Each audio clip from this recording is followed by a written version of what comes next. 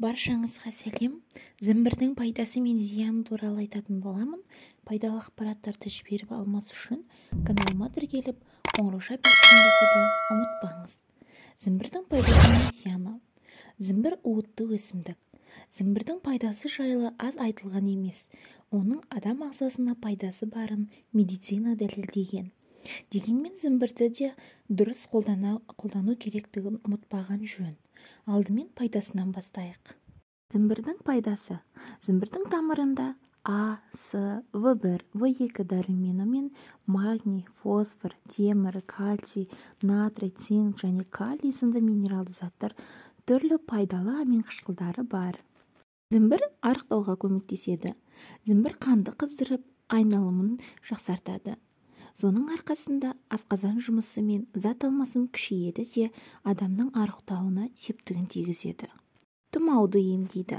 Зімбірдің бактерия, вирус және қатерлі ісікпен қарсы тұрар қуаты мығым. Сондықтан зімбір шайын дайындап, немесе зімбір мен эфир майын қосып ингаляция жасау арқылы тұмаудан тез сауығуға болады. Ал эпидемия кезінде зімбірдің адам иммунитетін қалыптастырудағы маңызды рөлі ерекше. Қан қысымын төмен түсіреді. Жоғарыда айтқанымыздай, зімбір қан айналымын күшейтеді. Соның себебінен қан қысымы да төмендейді. Сондай-ақ миға оттегі айдауға көмектеседі. Иммунитетті күшейтеді. Зімбірдің құрамында дәрумен өте көп. Әсіресе В тобына жататын дәрумендер мол. Аскорбин қышқылдары мен ретинол бар. Ал бұлар адам иммунитетін күшейтуге жақсы көмектеседі. Токсикоз бен улануды қайтарады. Зімбір қан айналымын жақсарту арқылы ішек спазмасын жеңілдетіп, содан тағам уытын тез қайтарады. Ол үшін зімбір кішкене бөліп алып, шайнап немесе сумен жұту керек. Зімбірдің пайдасымен қатар зияны да бар.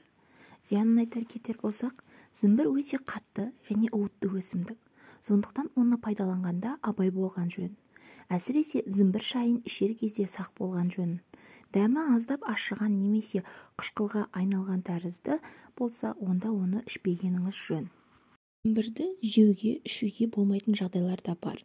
Біріншіден, гастрит, асқазан жарасы бар адамдарға болмайды. Зімбір асқазанның шырышты қабығын тітіркендіруі мүмкін. Сондықтан асқазан қышқылы көбейген жағдайда зімбір шайын ішпей-ақ қойған жөн. Екіншіден, бүйрегінде тасы барларға болмайды. Зімбір бүйректегі тастың ары-бері қозғалуына әсер етуі мүмкін. Ал бұл бүйрекке жақсы емес. Дене қызуы жоғары кезде болмайды. Зімбірді дене қызуы жоғары кезде ішуге болмайды. Өйткені қызуды одан әрі көтеріп жіберуі мүмкін. Ал дене қызуы енді көтеріле бастағанда оны қайтаруға зімбір шайының пайдасы мол. Жүрек ауруы бар адамдарға болмайды.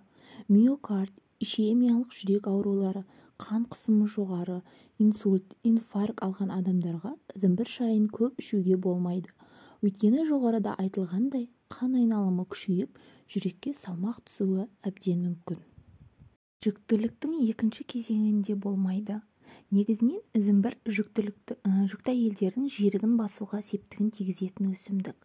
Бірақ оны жүктіліктің екінші кезінде қолдануға болмайды. Өйткені қан қысымын көтеріп жіберуі мүмкін.